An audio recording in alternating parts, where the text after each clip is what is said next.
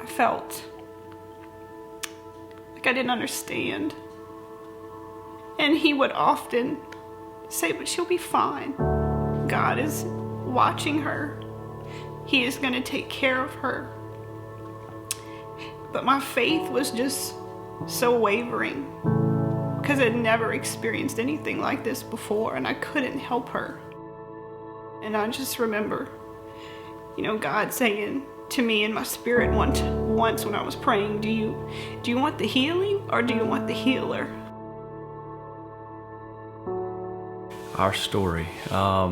We found out we were pregnant, and we were going to have a baby. We didn't know, if it was a boy or girl or what it would be, but we were excited nonetheless. And pretty soon thereafter birth, we knew something was probably wrong. Everybody was telling us that she should be eating, and by this point she had basically shut down and she wasn't eating at all. We tried different things. We went to the doctor. The doctor would tell us, it's probably mama's nerves, or it maybe change from mommy to a bottle, change the bottle, change the formula. I told the doctor that, nothing's working. I know y'all think it's us, that we're new at this, we're first time parent, but something's not right. She became dehydrated. She started to lose weight. They diagnosed her as failure to thrive. And she would go periods of 30 hours without eating. She was on IV fluids. So they decided to place a tube surgically in her belly so that we could feed her, so that she could grow. We were at church with the little backpack with the pump, with the feeding, and we were very, very strict about the whole regimen because we had to feed her so slow because she would continually vomit. We administered continuous feeds around the clock via a pump. And that's how she got her nutrition for nearly a year to a year and a half.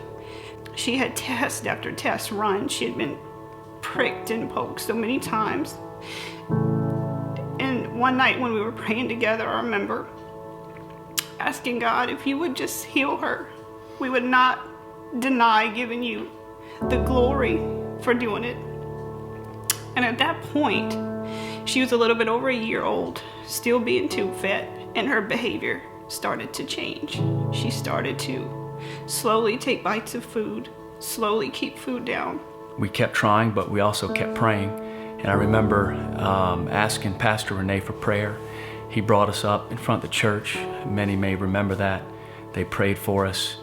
And I strongly, strongly believe, because there is no explanation, the doctors can't say why, but I strongly believe that God reached down and healed our daughter.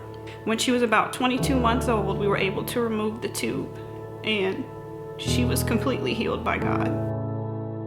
Well, prior to, we'd have to measure every single ounce that went in her body to calculate and know, so that we could know if she was growing or putting on weight.